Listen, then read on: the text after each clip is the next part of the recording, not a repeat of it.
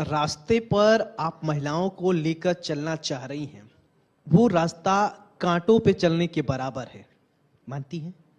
तो ऐसे महिलाओं को आप क्या संदेश देने की कोशिश करेंगे इस मंच के माध्यम से, वो जो कांटे भरे रास्ते हैं उनके लिए आगे चल के फूल भरे रास्ते हो जाए?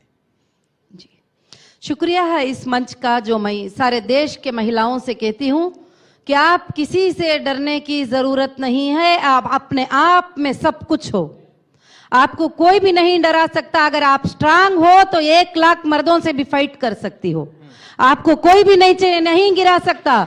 आप एक बेटी नहीं हो, एक देश हो, आप एक महिला नहीं हो, एक देश हो। और मैं यही आपको इस मंच से देना चाहती हूं कि आप महिला हैं, मगर वही दिल, वही आंखें, वही जज्बा, वही खून आपके जिस्म में है जो मर्द कर सकते हैं, उससे बढ़कर काम आप कर सकते हैं।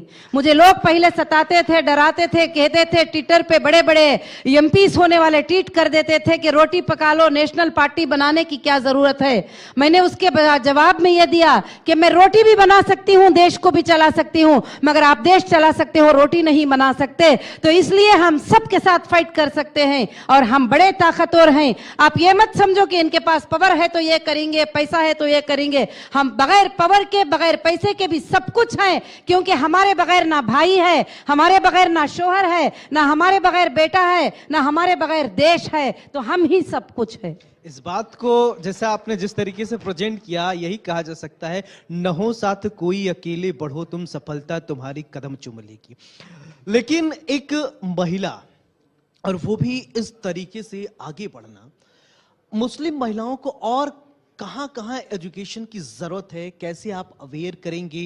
क्योंकि छोटा तबका नहीं है, बहुत ज्यादा और बहुत कॉम्प्लिकेटेड मानसिकता के लोगों से लड़ते हुए आपको वहां से निकालना है लोगों को और समाज के मुख्य धारा से जोड़ना है। उसके लिए आप कितना तैयार हैं? जी, मैंने बहुत शिक्षा दी है। अब मैं जो जरूरत करती हूँ, ये एक शिक्षा जो जरूरी महसूस करती हूँ, मैं माफी चाहती हूँ, आपको बताना चाहती हूँ कि पिछले दिनों से मुझे तरह तरह से सताया गया कि मुझको दबा दिया जाए, और ये किसी और तबके ने नहीं किया। हमारे जो मुस्लिम फेस कहलाते हैं, जो पार्लियामेंट्स में खड़े होते हैं, मैं नाम जिक्र नहीं करना चाहती, उनको बहुत डर लग गया कि मुस्लिम महिला अगर आगे आ गई तो क्या होता है, तो मुझे लीगल में फंसाया गया। ओवैसी साहब का जिक्र नहीं कर रही हैं, आप हैदराबाद से आती हैं जी, तो बोल दीजिए ना। जी जी जी, उन बहुत कोशिश किए गए और छोटे झूठे FIR किए गए और मुझे दबाने की कोशिश, मेरे फेस को नहीं लाने की कोशिश, बहुत सारे कोशिशें किए। तो मुझे बहुत सारे चीज़ों का, मुश्किलों का सामना करना पड़ा। मैं माफ़ी चाहती हूँ कि नाहक से जब मैं महिला एम्पावरमेंट पार्टी बनाई तो नाहक से मुझे अंदर जेल में रहना पड़ा। आप माफी क्यों मांगती हैं? आपने जब गलती की नहीं है, जब आप महिलाओं मुझे को नहीं, क्योंकि आप यहाँ शिक्षा की बात आ रही है, कोशिश करें जी तो बिल्कुल शिक्षा की बात आ रही है, तो मैं ये बात नहीं करना चाहती थी, मगर अभी ये बात बताना जरूरत समझती हूँ कि किस शिक्षा की महिलाओं को जरूरत है। तो जब मैं अंदर नाहक के FIR से मैं अंदर चली गई, मुझे अंदर डालने की कोशिश किया गया। मैं 10 अक्टूबर को तेलंगाना में अनाउंस करती हूं कि मैं ऑल इंडिया महिला एम्पावरमेंट पार्टी की तरफ से 119 सीट्स पे कंटेस्ट करने वाली हूं। तो मैं 14 अक्टूबर को अरेस्ट हो जाती हूं, सिर्फ 3 दिन के अंदर। तो मुझे पता नहीं था FIR किसको कहते हैं, PC किसको कहते हैं, GC किसको कहते हैं, लीगल नॉलेज क्या है। तो फिर मैं अंदर जो है लॉ पढ़ना शुरू कर ली और मैं क्रिमिनल एक्ट्स पढ़ना शुरू कर ली, क्रिमिनल बुक्स पढ़ना शुरू कर ली। फिर मैंने आने के बाद में हीरा लॉ एसोसिएट को मैंने फॉर्म किया और मैंने देखा कि कई महिलाएं वहां पर अंदर इनोसेंट हैं, वो बाहर निकल नहीं सकते ही, उनको लीगल कोई नॉलेज नहीं है। तो मैंने लीगल पे काम किया, उन महिलाओं के लिए वकील को रखकर हजार फाइन बनना होता है, 2-2 साल अंदर रहते ही मैंने उनको बाहर निकाला। तो अब मैं जो शिक्षा की जरूरत महसूस करती हूँ देश के अंदर, जिस शिक्षा की कमी महसूस करती हूँ वो लॉ की कमी महसूस करती हूँ।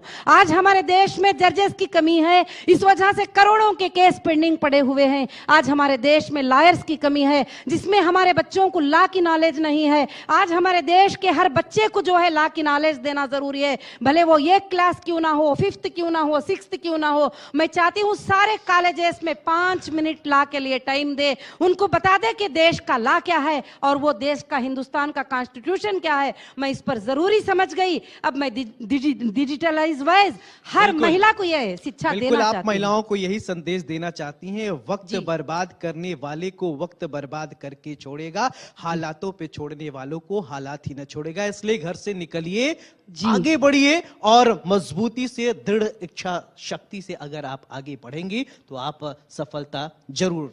बिल्कुल, आप सच पर हैं, आप हक पर हैं। आप कभी पीछे मत जाइएगे, इस मर्द ने सता दिया, मैं अब क्या करूंगी। औरत को लोग ये बोलकर सताते हैं, उस पर एक छोटा सा इल्जाम लगा दो गलत का तो फिर वो गिर जाती है, बुखार आ जाती है, ओढ़ के सो जाती है। मैं सारे देश के महिलाओं को इस मंच से ये खबर देना चाहती हूँ कि आप बिल्कुल मत डरिए, मैं आपके साथ हूँ और तमाम देश के महिलाएं आपके साथ हैं। जज्बे के साथ आप आगे बढ़ती रहिए और महिलाओं को आप अवेयर करती रहिए, एजुकेट करती रहिए। बहुत बहुत शुक्रिया आपका देश हमारे में साथ महिलाएं जुड़ने के लिए। तो आपने सुना नूरा जी किस तरीके से महिलाओं के लिए काम कर रही हैं, महिलाओं को एजुकेशन और उनको एजुकेट करने के लिए बहुत फाइट कर रही हैं और करना चाहिए। और इसी के साथ यहाँ रुकेंगे छोटे से ब्रेक के लिए। आप देखते रहिए इंडिया न्यूज उत्तर प्रदेश उत्तराखंड। नमस्कार।